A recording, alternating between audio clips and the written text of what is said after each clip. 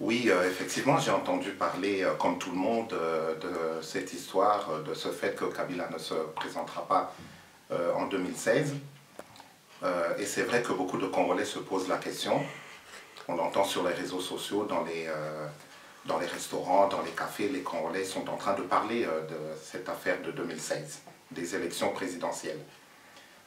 Moi, ce que j'aimerais faire comprendre aux Congolaises et aux Congolais, et surtout aux combattants que nous sommes, c'est que notre problème, ce n'est pas le fait que Kabila se présente ou qu'il ne se présente pas. Ce n'est pas ça notre problème. Nous ne sommes pas en train de nous battre contre un homme. Nous ne sommes pas en train de nous battre contre une équipe, contre une bande, contre un clan. Nous sommes en train de lutter contre tout un système qui a été mis en place et qui est en train d'endeuiller le Congo et toutes ses populations. C'est de ce système-là que nous ne voulons pas. Alors, que Kabila soit présent ou qu'il ne soit pas présent, nous devons nous poser la question, est-ce que cela est une garantie que le système qui est en train de nous faire chuter dans un trou sans fond va disparaître ou n'existera plus? Je ne pense pas que cela est une garantie. Alors pour nous, l'essentiel, justement, c'est de continuer à faire le travail que nous sommes en train de faire pour faire comprendre à la communauté internationale, du moins c'est l'esprit de l'Isanga, faire comprendre à la communauté internationale, faire comprendre aux Congolais et aux Congolaises que ceux qui ont actuellement l'effectivité du pouvoir sont incapables de faire de telle sorte que cesse la chute du Congo dans un trou sans fond, sont incapables de mettre en place un système qui pourrait répondre aux attentes du peuple congolais. Voilà notre combat. Et notre combat se situe à ce niveau. Bon, supposez que les échéances se tenaient quand même en 2016. Kabila n'est pas là. Mais que va-t-il se passer alors? Vous allez toujours continuer à militer de l'extérieur. Et puis sur place, les élections vont se passer. 2016, après ça va être 2021. Ça va être un combat un peu sans fin pour vous. Justement, vous savez, je ne suis pas devin pour savoir ce qui va se passer à l'avance en 2016. Mais bon, lorsqu'on a vu ce qui s'est passé en 2011, ce qui s'est passé en 2006, vous savez, il y a un adage qui dit jamais 203. Donc nous nous disons qu'il va encore se passer des choses qui ne vont pas correspondre aux attentes du peuple congolais. Toutefois, pour répondre à votre question, il y a une chose que nous sommes en train de faire au niveau de l'Isanga, c'est justement de former une équipe qui pourra justement démontrer qu'elle est capable, elle, de faire de telle sorte que les attentes du peuple congolais soient honorées. Voilà notre position. Nous sommes en train de faire un travail. Nous allons bientôt faire notre sortie officielle et nous allons maintenant rentrer dans le jeu politique et montrer au peuple congolais ce que nous sommes capables de lui apporter. Donc pour répondre à votre question, non, nous n'attendons pas 2016. N'oublions pas que nous sommes dans un combat, dans une lutte, et que nous ne sommes pas limités dans le temps. Je pense l'avoir déjà dit lors d'une interview, que nous sommes tout à fait d'accord. Vous avez des perspectives, Nous sommes d'accord avec les gens qui nous disent que nous n'avons qu'un seul délai, une seule date, c'est la victoire. Nous sommes d'accord avec les gens qui disent cela, et nous sommes imprégnés de cela, nous l'avons déjà dit à maintes reprises. Mais, entre-temps, en parallèle, nous avons un objectif, nous avons des perspectives, comme vous dites, et nous voulons vraiment nous présenter devant le peuple congolais comme étant une force, une alternative qui pourra faire de telle sorte que les choses changent en République démocratique. Vous parlez souvent du peuple congolais, mais quel peuple congolais parlez-vous? Ceux de la diaspora ou ceux qui sont aujourd'hui sur le sol de la République démocratique du Congo? Du peuple congolais dans son ensemble.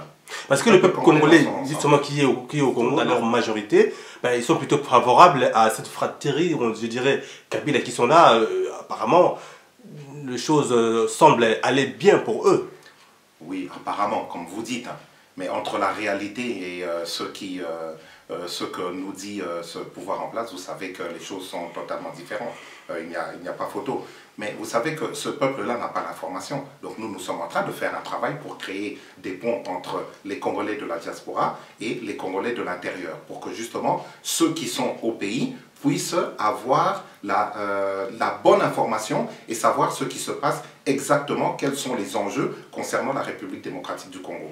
Au niveau de la diaspora, ce travail est en train de se faire, il a déjà été fait, nous sommes en train de continuer à le faire, bien entendu, et nous profitons du fait qu'ici, l'information, elle est donnée, elle n'est pas bloquée, elle n'est pas ou utilisée à des fins qui ne correspondent pas aux attentes du peuple congolais. Donc nous sommes en train de faire un travail à ce niveau, et c'est vrai, votre question, elle est pertinente, nous nous adressons aussi bien aux Congolais de la diaspora qu'aux Congolais qui sont restés au pays. Entre les deux, nous voulons créer des ponts pour que, justement, les choses avancent, pour que les Congolais soient conscients de ce qui se passe réellement en République démocratique du Congo. Juste pour nous mettre un peu de l'eau dans la bouche, juste une petite perspective de ce que vous espérez, ce que vous comptez vous changer. Juste un tout petit élément pour, je dirais, nous faire un peu sourire. Bon, vous me devancez, mais vous savez, nous sommes une organisation, nous avons mis certaines choses en place et je ne pourrais pas me permettre ici de donner des détails de ce que nous comptons faire parce que nous sommes en train de nous organiser de telle sorte que, bien entendu, par la suite, chacun au niveau de l'Isanga puisse s'exprimer, puisse jouer son rôle et puis puisse faire ce qu'il a à faire. Moi, je ne suis pas là pour déjà faire un travail en avant. Mais pour répondre à votre question et par respect pour nos auditeurs, je peux vous dire qu'au niveau de l'Isanga, nous voulons faire la politique autrement. Plus rien ne doit se passer comme cela a été le cas dans le passé et nous voulons mettre en place des choses nouvelles parce que nous avons, nous, au centre de nos préoccupations, l'essor du Congo, le bien-être du peuple congolais. Nous avons des idées pour notre pays et nous voulons mettre ces idées en pratique. Nous avons un projet de société, nous nous organisons en conséquence et nous voulons montrer au peuple congolais, par notre discours, bien entendu, en premier lieu, nous nous exprimons d'abord.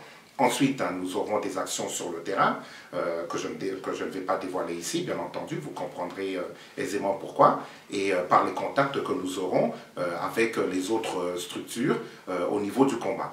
Voilà. Donc, ça veut dire que votre structure au jour d'aujourd'hui est représentée sur le sol congolais? Sur le sol congolais, non, pas encore, parce que vous connaissez notre position.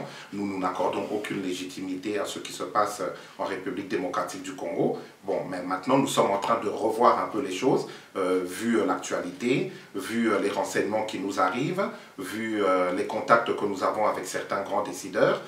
C'est vrai que nous recadrons certaines choses, mais nous y reviendrons. Dans un premier temps, nous évoluons d'abord au niveau de la diaspora, en sachant que nous sommes dans une continuité, que le combat pour nous ne commence pas aujourd'hui. L'Isanga, comme son nom l'indique, c'est un regroupement de plusieurs associations, de plusieurs personnalités, hommes, femmes, congolaises, congolais, d'amis du Congo et de structures qui se reconnaissent dans notre discours et bien entendu des structures au travers desquelles nous autres au sein de l'Isanga, nous nous reconnaissons aussi. Parlons un peu de la diaspora. Effectivement, l'Isanga, bientôt la sortie officielle, mais vous avez déjà des actifs, des actions que vous êtes en train de mener sur le terrain. En ce moment, la diaspora combattante ou autre, il y a un embouclier total, on ne comprend plus rien entre collabos et non-collabos, combattants ou pas combattants, résistants. C'est un peu du n'importe quoi en ce moment. Vous, en tant qu'élite, quelle est votre lumière que vous apportez sur ce sujet? Si je pouvais me permettre de donner un conseil à tous nos compatriotes, à tous mes compatriotes qui sont dans le combat, ce serait de garder la tête froide. Ils doivent surtout se dire que tout ce qui est en train d'arriver fait partie du combat. Nous l'avions dit lorsque nous étions rentrés dans la lutte, que les choses ne seraient pas faciles. Et là, c'est le chrétien qui parle. Il faut savoir que là où les gens s'organisent, là où il y a la fraternité, là où il y a l'unité, ben, le diable n'est pas content. Je pense que nos pasteurs qui nous écoutent nous ont enseigné cela, excusez-moi.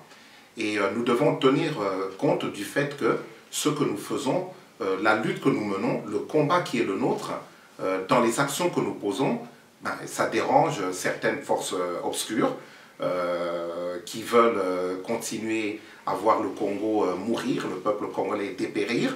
Et évidemment, ces forces obscures vont tout mettre en œuvre pour que la cacophonie rentre dans le combat. Et c'est ce que nous sommes en train d'observer, c'est biblique. Alors moi, je dirais tout simplement à nos compatriotes c'est spirituel plutôt, je dirais. Je dirais à nos compatriotes de tenir compte de tout cela, de faire preuve de maturité et de toujours prévaloir l'unité dans la diversité. Et surtout d'arriver à un niveau de maturité qui fera de telle sorte que nous puissions à tout moment, quelles que soient les circonstances, faire la paix des braves. Cela fait partie du combat. Le combat n'est pas facile, nous l'avions dit dès le début.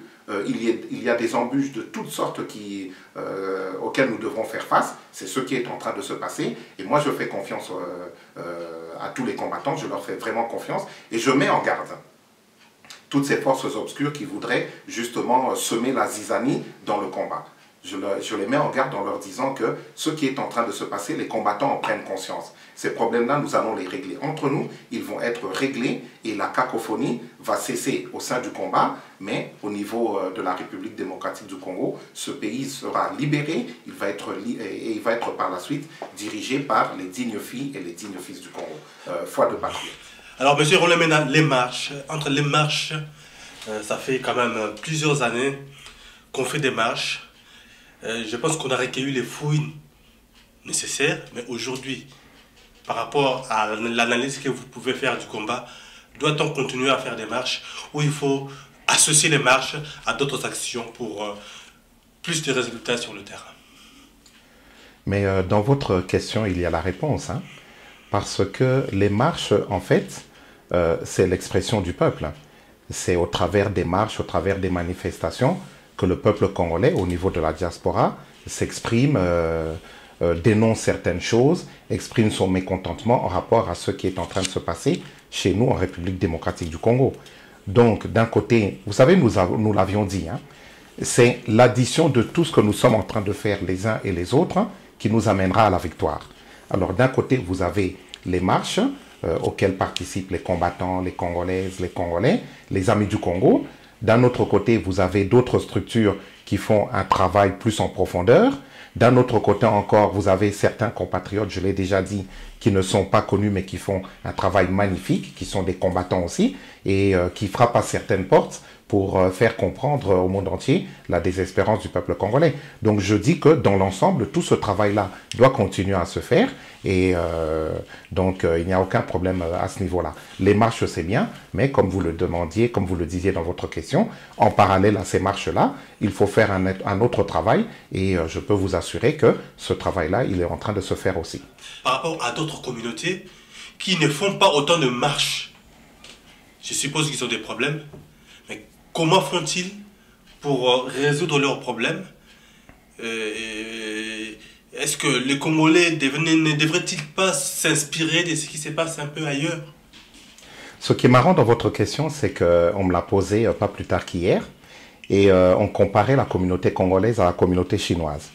Quand vous regardez les Chinois, effectivement, comme vous le dites dans votre question, ils ont aussi des problèmes, mais ils ne font jamais de marche, hein, ou du moins on ne les voit pas. Et eux, ils ont une autre façon de procéder. Je pense qu'ils s'adressent directement aux autorités. Mais on ne peut pas comparer la communauté congolaise à la communauté chinoise. Parce que la communauté chinoise est installée de longue date déjà. Cette communauté a fait un travail que nous n'avons pas fait. Et n'oublions pas aussi que la communauté chinoise ne connaît pas les mêmes problèmes que nous connaissons. Et une autre chose encore qui va au bénéfice des dirigeants chinois, c'est que ils se soucient de leur diaspora, contrairement à ce qui se passe avec les dirigeants congolais, et cela ne date pas que d'aujourd'hui, c'était la même chose hier sous la Deuxième République, ne se souciaient aucunement de leur diaspora, et c'est une diaspora qui était un peu livrée à elle-même comme ça, et qui ne savait pas trop comment faire, ou du moins qui se retrouvait dans des situations inconfortables, et desquelles elle ne savait pas s'extirper parce que le gouvernement, parce que les autorités congolaises négligeaient totalement cette diaspora. Et en rapport avec la communauté chinoise, vous voyez que eux, lorsqu'ils ont des soucis, de quelque ordre que ce soit, ils s'adressent directement aux autorités dans leur pays d'accueil. Pourquoi? Parce que ce gouvernement, justement, leur gouvernement les accompagne là où ils se trouvent. Et au niveau de la communauté congolaise, ce n'est pas ça du tout. Et votre question a ceci de pertinent, c'est que pour demain, nous devrions justement faire attention à cet aspect des choses. Il faudra absolument que les autorités nouvelles, que la nouvelle classe politique, les nouvelles élites, les nouveaux dirigeants se soucient vraiment de leur diaspora qui a beaucoup à apporter, qui apporte beaucoup. Vous savez que notre communauté contribue énormément au bien-être de ceux des nôtres qui sont restés au pays. Et donc à ce niveau-là, je pense que votre question est vraiment pertinente et il faudra faire un travail à ce niveau-là. Bon, ce n'est pas que la communauté chinoise. Hein. Oui. Vous regardez les Turcs, vous regardez d'autres communautés, effectivement, vous verrez qu'elles sont en train de s'organiser. Il y a même tout un quartier qui est consacré à la diaspora. Regardez le 13e, regardez Belleville, regardez certains quartiers où des communautés sont installées et sont en train de contribuer à l'essor économique du quartier, de la ville et du pays en général. Là, la question à qui la faute, pourquoi la communauté congolaise n'arrive pas à s'asseoir aussi bien sur le plan économique, etc., sur tous ces points-là pour... voilà. Il y va de la responsabilité déjà des dirigeants. Je pense que c'est très important. Les dirigeants sont là pour veiller aux intérêts de leur population à l'intérieur du pays, mais aussi à l'extérieur du pays. Premièrement. Deuxièmement, il est bien évident aussi que nous autres, au niveau de la diaspora, nous avons aussi notre part de responsabilité dans le fait que nous ne soyons pas bien installés parce que nous avons ces lacunes au niveau de la gestion, nous avons ces lacunes au niveau de certaines considérations qui font que, bon, bah voilà, nous sommes en train de vivre un peu une espèce de cacophonie à ce niveau-là, où nous sommes en train de vivre certaines choses qui ne correspondent pas à ce que nous sommes vraiment capables de produire. Certes, il y a une contribution formidable de la communauté congolaise de la diaspora vis-à-vis de ceux qui sont restés au pays.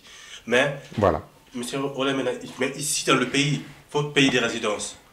Il faut contribuer aussi. Il faut payer vos impôts, il faut travailler. Ce qui veut dire que vous contribuez à l'économie de ces pays.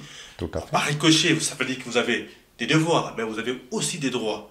Alors, par rapport à vos droits et par rapport aussi à vos devoirs, vous n'avez pas l'impression justement de vous faire un peu berner aussi quand même par rapport à nous ici, à la communauté congolaise particulièrement qui est de la diaspora, parce que on a vu tout à l'heure, vous venez de répondre que la communauté congolaise peine à se faire entendre. Il faut qu'elle fasse 1000 fois d'efforts pour une petite chose, alors que d'autres communautés... il suffit d'un petit rien, ils arrivent à résoudre leurs problèmes. Est-ce que vous n'avez pas l'impression que nos droits, quelque part, seraient bafoués? Il y a du vrai dans ce que vous dites. Et M. Pouloulou, oui, effectivement, il y a du vrai. C'est un constat que nous faisons tous au jour le jour.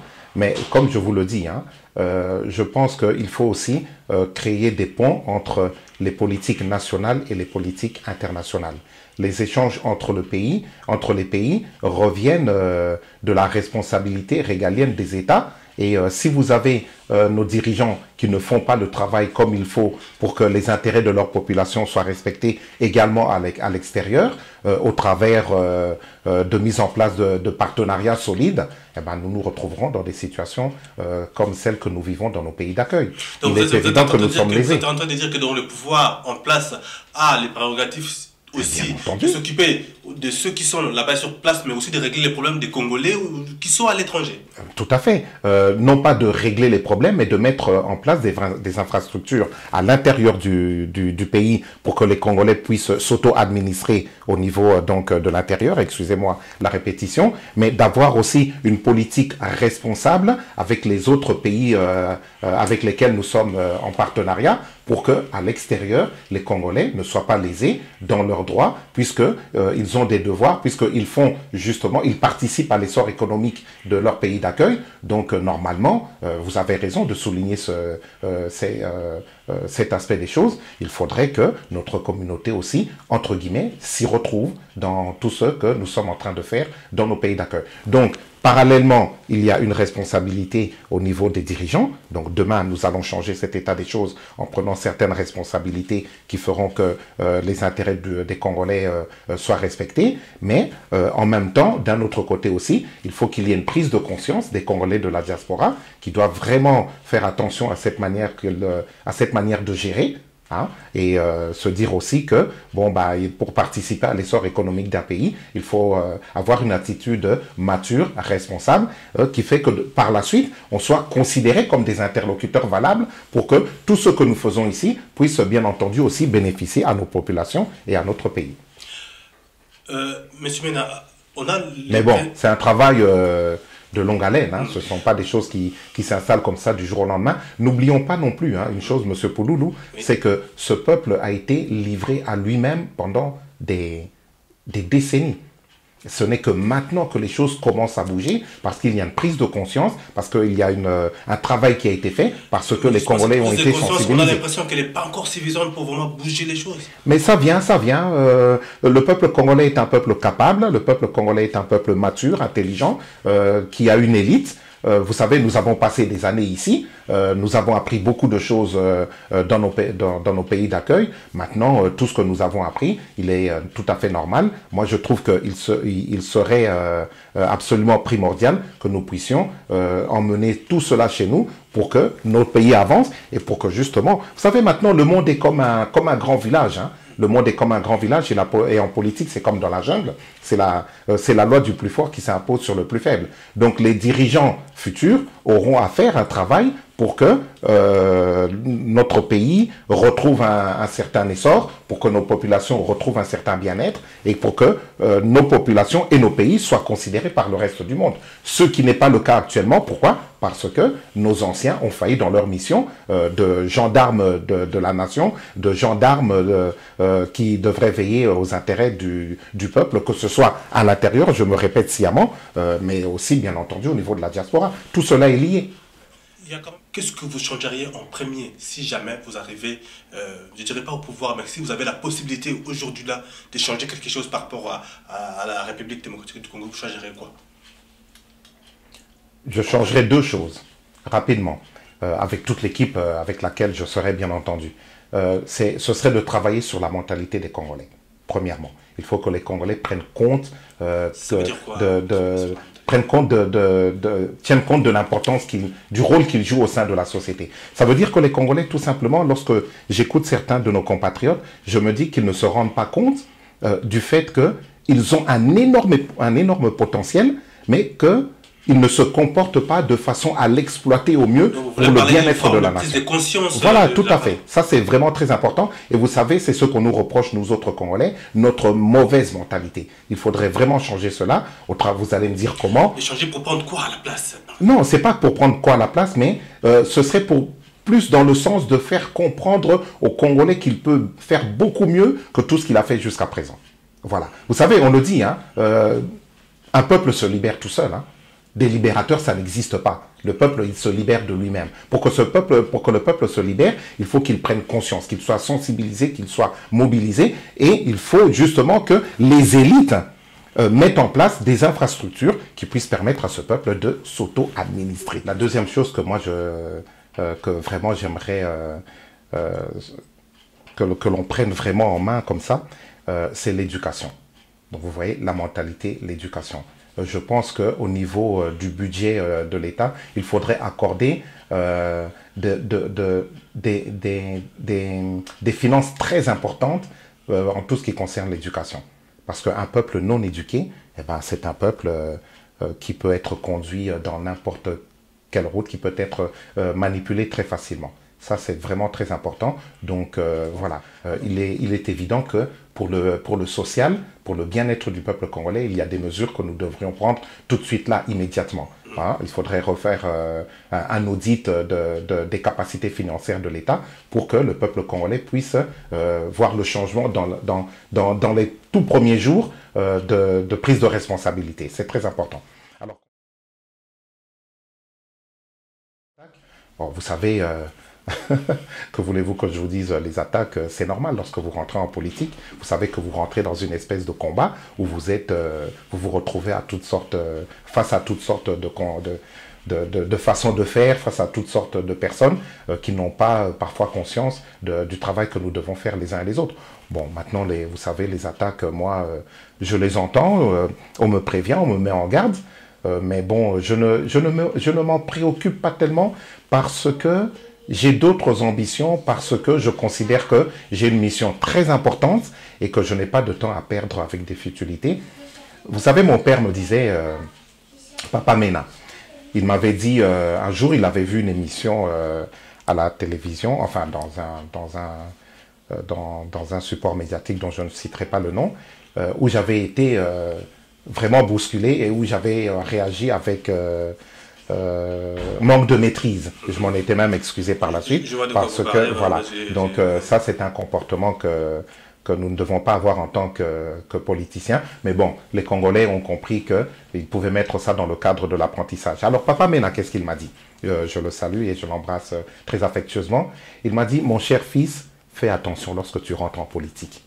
Fais très attention à certaines choses. Garde toujours de la hauteur. Parce que lorsque les gens t'invectivent, et ce conseil-là, j'aimerais, je le dis ici, mais j'aimerais que toutes les Congolaises et tous les Congolais le suivent, l'adoptent ce conseil-là. Lorsque une personne vous invective... C'est comme un appel à baisser un peu le bras par rapport à certaines choses? Non, non, pas du tout. Il ne faut pas baisser les bras. Mais simplement, lorsqu'une personne vous invective, il avait même utilisé le terme d'idiot, lorsqu'un idiot vous invective, vous interpelle, c'est parce qu'il ne peut pas arriver à votre hauteur, là où vous vous trouvez. Alors, il veut attirer votre attention pour que justement vous descendiez à son niveau, au niveau des idioties, au niveau des bêtises, au niveau des insultes, au niveau des polémiques, au niveau de la déconsidération et de toutes ces choses-là. Or, à ce niveau-là, vous n'avez pas l'expérience que lui, il a. Alors, lorsque vous descendez à son niveau, qu'est-ce qui se passe? Il vous massacre parce que vous n'avez pas l'expérience que lui, il a. J'aimerais justement que toutes les Congolaises et tous les Congolais qui sont sérieusement engagés dans ce combat, tiennent compte de ce conseil que moi, personnellement, j'ai reçu de mon père. Alors, je l'adopte, moi, et je me comporte en conséquence. Donc, les insultes, les invectives, tout ça, ça me passe sur les côtés des oreilles et je reste droit dans mes bottes, comme on dit chez nous, toikam pico, et restons concentrés dans notre combat en gardant de la hauteur et faisons des choses qui correspondent aux attentes du peuple congolais. C'est ça le plus important. Et cela nous amènera justement, si nous faisons ce travail avec beaucoup de sérieux, cela nous amènera justement à être considérés comme étant des interlocuteurs valables par tous ceux qui, de près ou de loin, s'intéressent à ce qui se passe en République démocratique du Congo et tout spécialement envers les grands décideurs politiques, économiques, militaires, financiers, qui regardent et qui voient ce qui se passe. Et à nous de nous positionner en conséquence, tout simplement. Voilà. Merci beaucoup, M. Mena. Merci. À très bientôt.